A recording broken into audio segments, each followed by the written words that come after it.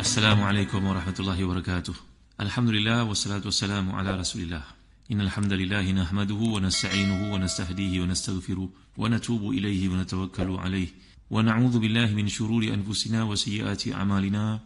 May yahdihillahu fala mudilla lahu wa may yudlil fala hadiya lahu.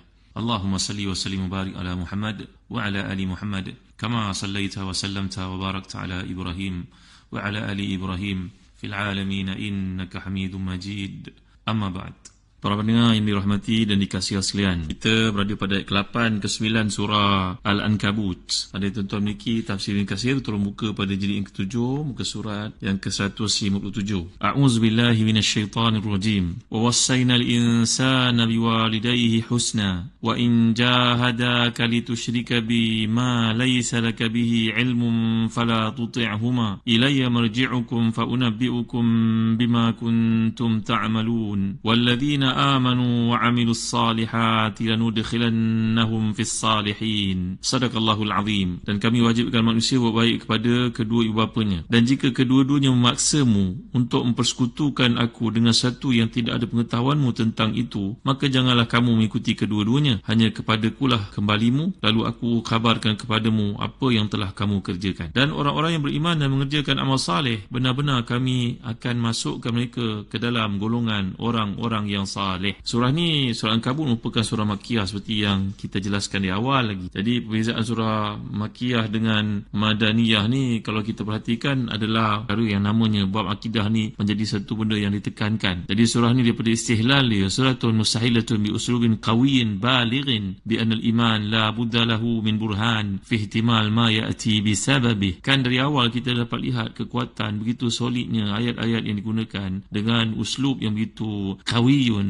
balighun, kuat. Maknanya datangkan bukti-bukti, burhan, bagaimana ujian dialami oleh seseorang yang beriman di jalan Allah Subhanahu Wa Taala. Daripada awal kita dah pun bincangkan bagaimana Allah Subhanahu Wa Taala faliyata'amal al-'abd siyaqa hazil ayat. Tengok bagaimana konteks ayat ini, apa yang dikandungnya dari sudut ibrahnya, dari sudut kunuz hikamnya. Maka kita dapat lihat bahawa manusia ini apabila diutuskan kepada mereka rasul-rasul, sebahagian mereka mengatakan amanna, kami beriman. Dan ada yang yastamiruna ala sayyiat, ada yang kafarna, ada yang kufur kepada perutusan nabi-nabi yang diutuskan itu. Maka perbezaan di antara iman dan juga kufur ini, bahawa si mukmin akan diibtila oleh Allah Subhanahu Wa Taala, akan diuji oleh Allah, akan diimtihan oleh Allah Subhanahu Wa Taala. Jadi ibtila dan juga ikhtibar dan imtihan ini, balaknya, ikhtibarnya dan juga mihnah-mihnah yang dia akan lalui itu, dia tabayyan as-sadiq minal kadhib, supaya jelas di depan mereka sendiri orang yang benar dan orang yang berdusta. Bagi mereka yang tidak beriman, janganlah mereka menyangkakan bahawa Allah SWT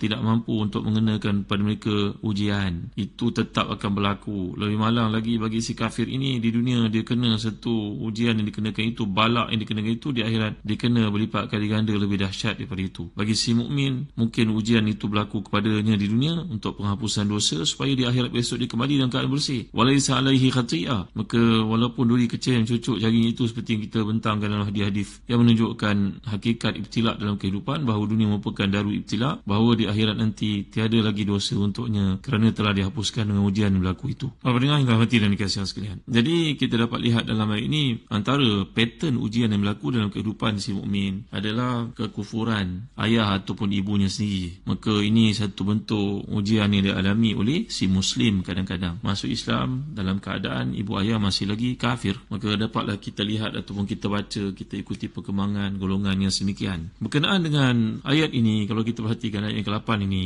ada berbagai riwayat yang disebut oleh para ahli tafsir. Contohnya dalam tafsir Qutubi, tafsir Tabari mengukuhkan banyak riwayat. Contohnya daripada Imam Muslim, Ahmad, Tirmizi, Abu Daud, Nasai, pada Sa'ad bin Abi Waqqas berkata bahawa ibunya telah pun mengetahui anaknya masuk Islam. Maka ibu ni berkata, bukankah Allah telah merintahkan untuk mentaati bapanya? Maka aku ni sebagai ibu engkau, wahai Sa'ad, aku tidak akan makan, aku tak akan minum sampai sampai aku mati selagi engkau beriman kepada Tuhanmu. Tuhanmu suruh engkau taat kepada aku kan, maka kufurlah engkau, kembalilah engkau kepada akidah kita wahai Sa'ad. Kalau tidak aku akan mati kelaparan, mati dahaga. Maka Allah telah menurunkan ayat ini. Jadi penjelasan riwayat Tirmizi pula menyatakan bahawa ayat ini turun berkaitan dengan Sa'ad bin Waqqas dan ibunya yang bernama Hamnah binti Abi Sufyan itu ketika beliau masuk Islam. Dia termasuk di kalangan as-sabiqun al-awwalun. Lalu ibunya berkata, apa agama yang kau peluk ni? Demi Allah aku tak akan makan, tak akan minum sampai kau kembali pada agama kamu yang sebelum ini, ataupun aku akan mati. Lalu dia merasa terhina sepanjang masa. Ada yang mengatakan kepada Sa'ad ni, mula memanggilnya dengan nama ya qatila ummahu, orang yang bunuh ibunya sendiri. Jadi si ibu dalam sehari semalam tidak makan, tidak minum, tidak duduk di tempat teduh, duduk tengah panas. Pagi hari dia merasa payah, kemudian satu hari satu malam tak makan, tak minum. Lalu Sa'ad datang kepada ibunya berkata, ni dengar baik-baik ibu ya, kalau ibu ada 100 nyawa, keluar satu demi satu, demi Allah aku tidak akan meninggalkan agama. Makanlah engkau ibu, jika tidak jangan makan. Maka perempuan itu pun putus asa,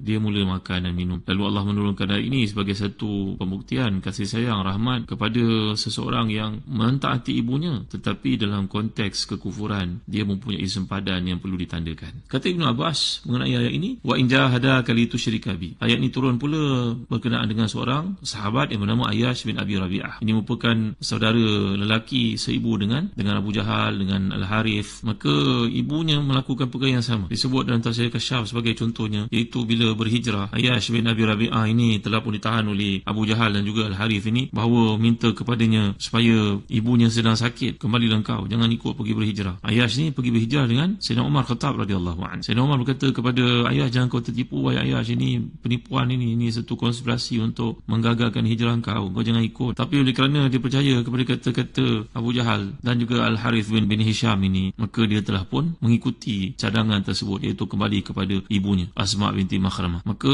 apa yang berlaku, Sayyidina Umar Khattab radhiyallahu anhu telah meminjamkan buah Ayyash, mengatakan kepadanya, ayo ambillah unta aku ini kuat, kamu naikinya, tak ada seorang pun dapat menandingi kekuatannya, takkan dapat berlumba dengannya. Kalau aku apa-apa pada kau, lekal-lekal kau lagi dengan unta ini wahai Ayyash, jangan kau tertipu dengan dua orang musuh Allah ini. Malangnya si Ayyash telah pun ditipu sekali lagi. Ata'ahuma wa asa Umar, dia telah pun taat kepada dua orang ni, musuh Allah ini, Abu Jahal dengan Al-Harith ini. Sehingga bila dia menaiki unta itu, berkatalah Abu Jahal, slowlah sikit, unta aku ni kesakitan agaknya, kakinya melecet, boleh aku tumpang unta kau. Sebaik saja dia memberi peluang kepada Abu Jahal untuk menaiki untanya, maka berlakulah pergerutan dan kedua mereka berjaya menangkap Ayyash dan membawanya kepada ibu mereka, dan kedua-dua orang ni memukul seorang 100 kali. Ayyash ini hampir mati dia, sehinggalah membawa kepada setengah riwayat mengatakan dia murtad, tapi kemudian dia kembali kepada Islam. Maka ini adalah menunjukkan kepada kita tentang satu peristiwa yang berlaku, disebut oleh para ulama tafsir. Walaupun demikian, polisi yang telah kita pelajari dalam ulumul Quran, al-ibratu bi umumi lafzi la bi khususi sabab, bahawa hendaklah kita membaca Al-Quran ni,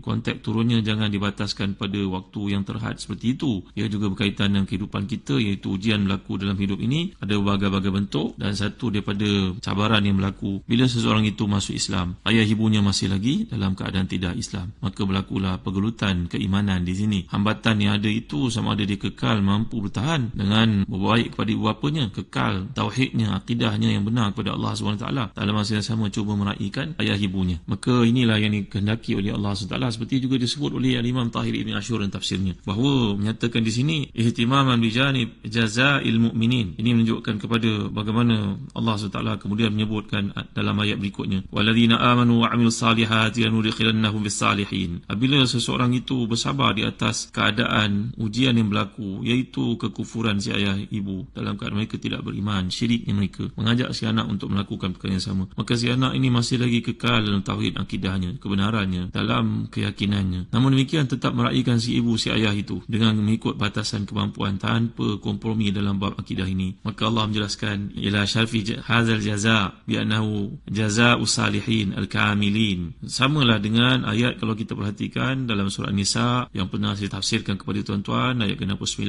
a'udzubillahi minasyaitonir rajim, fa ulaika ma'al ladzina an'ama Allahu 'alaihim minan nabiyyin was-siddiqin wasyuhada'i was-salihin. Maka orang yang bertahan dengan akidahnya, tidak murtad dia, tidak kufur dia, tidak syirik dia, tidak terlibat dia dalam perkara-perkara yang dilarang, ditegau oleh syarak, walaupun di dunia dia agak renggang daripada ibu ayahnya dalam konteks begitu, tetapi ingat, di akhirat dia akan dapat kedudukan yang tinggi. Bersama siapa? Bersama dengan Allah Subhanahu Wa Taala. Jadi dalam ayat ke-69 merupakan satu penerangan kepada ayat ke-9 bahagian yang sedang kita bincangkan ini berkaitan dengan jaza as-salihin, bahawa balasan dimasukkan bersama dengan mereka yang salih ini adalah kerana kekebalan, kesungguhan, pertahanan keimanan yang ada dalam diri dia yang menyebabkan dia bertahan, dia mampu untuk menghadapi segala bentuk ujian dalam keimanan kepada Allah SWT itu. Wa min latifi munasabati hadha dharf fi hadha al-maqam anna al-mu'min lamma umira bi asyani walidayhi idza amarahu bi syirk kana dhalika mimma yuthiru bainahu wa baina abawihi jafa wa tafriqa faja'ala Allahu jazaa'a an wahshati tilka at-tafriqa unsan yaj'aluhu fi idadi salihin ya'nas bihim. Jadi tengok di sini,